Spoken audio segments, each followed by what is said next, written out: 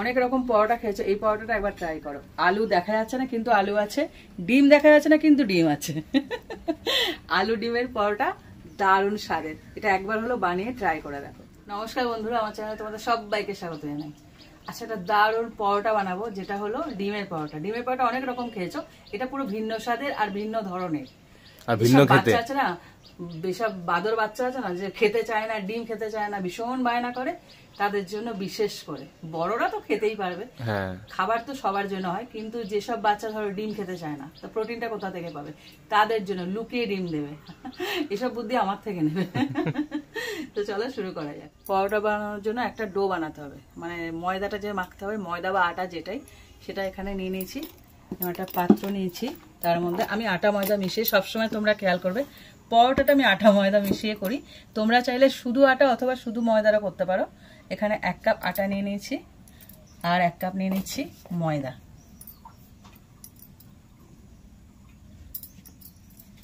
এবার এর মধ্যে ময়ান দেওয়ার জন্য দিয়েছি লবণ, সামান্য একটু চিনি আর একটু সাদা তেল। এবার এটাকে ভালো করে মিশিয়ে নেবো। আগে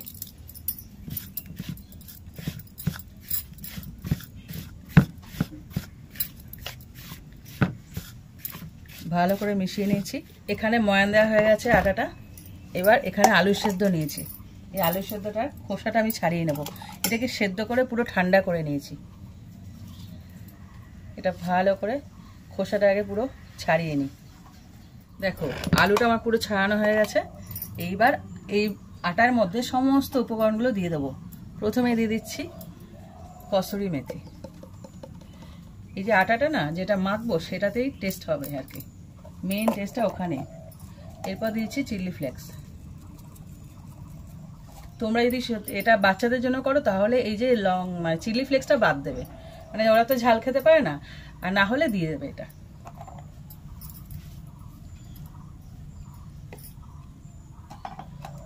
এবার আলুগুলো নেব আর এই আটার মধ্যে গ্রেট করে দেবো। এরকম কি বলো তো, কুড়িয়ে দেবে, তাহলে মিহি হবে। দেখো এরকম করে দিলে ভালো মিশবে আটার সাথে, তার জন্য। দেখো আলুগুলো আমি গ্রেট করে নিয়েছি। এইবার আটার সাথে মেখে নেব। প্রথমে না জল দেবে না, কেননা কতটা জল লাগে সে আন্দাজে মেপে তারপরে দেবে, কেননা আলু একটা আঠালো ভাব আছে। দেখা যাক কতটা লাগে জল, আগে মিশিয়ে দেবে, তারপর আস্তে আস্তে জল মেশাবো। ভালো করে আলুটা মাখানো হয়ে গেছে একদম আটার সাথে। এইবার আস্তে আস্তে জল মেশাবো। এই আটাতে না জলটা কম লাগবে, দেখবে, যেহেতু আলু আছে তার জন্য। হ্যাঁ, একদম সাবধানে মেশাতে হবে, একবারে ঢেলে দিলে না একদম পাতলা হয়ে যাবে। ঠিক এরকম শুকনো শুকনো করে আটাটা মেখে নিতে হবে। ওই জন্য বলেছিলাম সাবধানে জল দিতে হবে। তোমরা চাইলে এখানে আমি কসুরি মেথি দিয়েছি, আর একটু ধনে পাতাও দিতে পারো, আমার কাছে নেই বলে দিতে পারিনি। ধনে পাতা দিলেও ফ্লেভারটা খুব ভালো আসবে। এটাকে আমি ভালো করে আগে মেখে নিই।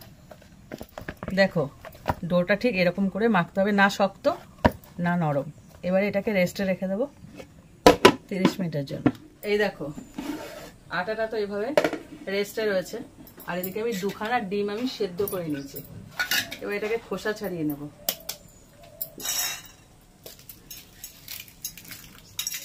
বাহ, একদম ভদ্রলোকের মতো ছাড়িয়ে গেল। কে বলেছে এদের আমি বেকার বেকার বদনাম করে, জানো তো? আজকে আমার মান রেখেছে।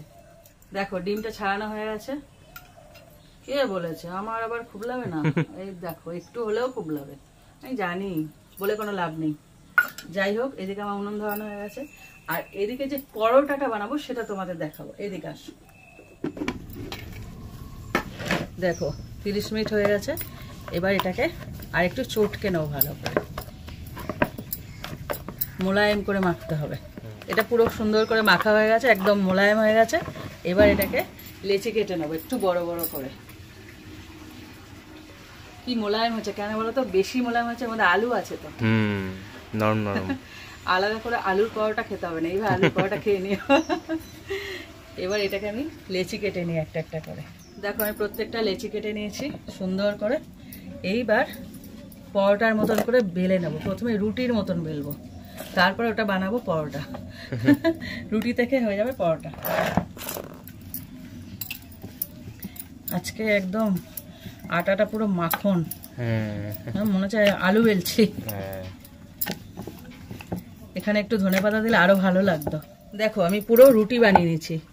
এইবার রুটির মধ্যে যে পুরগুলো দেবো, মানে পুর না, যে জিনিসগুলো দেবো তারপরে বানাবো পরোটা। এ দেখো, এর উপর থেকে ডিম সেদ্ধটা যেটা ছাড়িয়ে নিয়েছিলাম ওটাকে এইভাবে দেখো, শুধু দেখো, চারিদিক থেকে যেন একদম পুরোটা কভার করে দিলাম।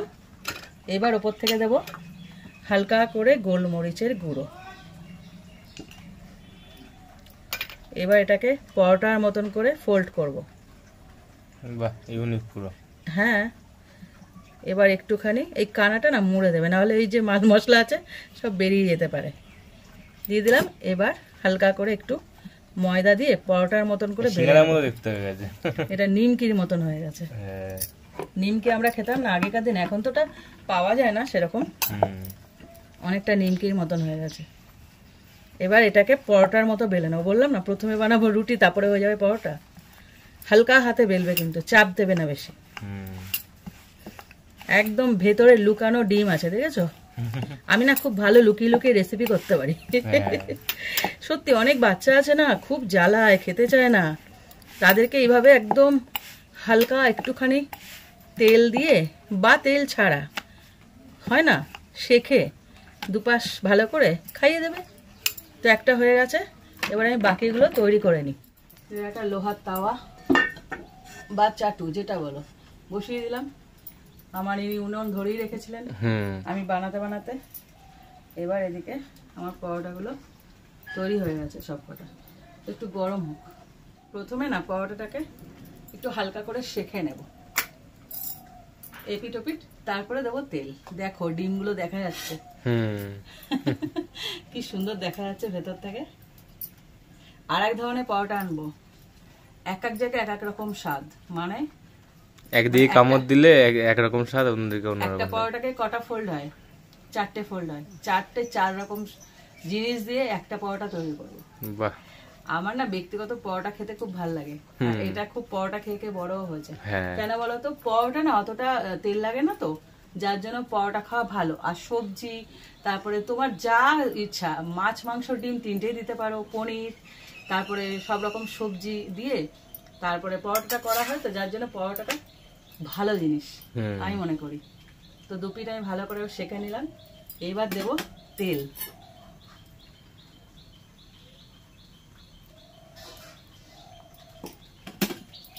এক পিঠ মাখিয়ে এটাকে উল্টে দেবে। এই যা তেল দিচ্ছি এটাই হয়ে যাবে, আর একটুখানি দিতে হবে। পরোটা ফুলে উঠছে। যতক্ষণ না লালচে ভাব আসছে ততক্ষণ মতো পরোটা কিন্তু তুলবে না, খেতে ভালো লাগে। এই দেখো, বলতে না বলতে এরকম চেপে চেপে কানাটাকে চারিদিক থেকে করে নেবে, তৈরি হবে পরোটা। পরোটা বানানো সবচেয়ে ইজি। এটা গদি হয়েছে, গদি কি নরম হবে দেখতে পাবে। দেখো পরোটাটা রেডি হয়ে আছে পুরো, একদম এরকম লালচে করে ভেজে তুলে নেবে। পুরো একদম গদি গদি হয়ে গেছে পরোটাটা। আরো একটা এভাবে ভেজে নি। সমস্ত পরোটাগুলো আমার ভাজা হয়ে গেছে। তোমরা না এই পরোটাটা অবশ্যই একবার হলো ট্রাই করো। সেটা টিফিনে, মানে সকালবেলায় খেতে পারো, ব্রেকফাস্টে, অথবা দুপুরে খেতে পারো, অথবা রাতে, যে কোনো সময় খাওয়ার জন্য এই পরোটাটা একদম দারুণ একটা পরোটা। আর বললাম যদি বাচ্চাদেরকে দাও তাহলে চিলি ফ্লেক্সটা দেবে না, না হলে যা যা দিয়েছি সব দেবে, শুধু নাক চুলকাই। এই পরোটাটা রেডি করে খেয়ে আমাকে একটা কমেন্ট করে ফেলো তো কেমন খেলে পরোটাটা। এরকম অনেক আরো পরোটা আনবো, এটা সবে শুরু, দেখো না। ভালো লাগলে লাইক দিও, এটা শেয়ার করো। আর এরকম আরো রেসিপি পেতে আরো আমার চ্যানেলটা সাবস্ক্রাইব করে দিও। তো আজকের মতন টাটা।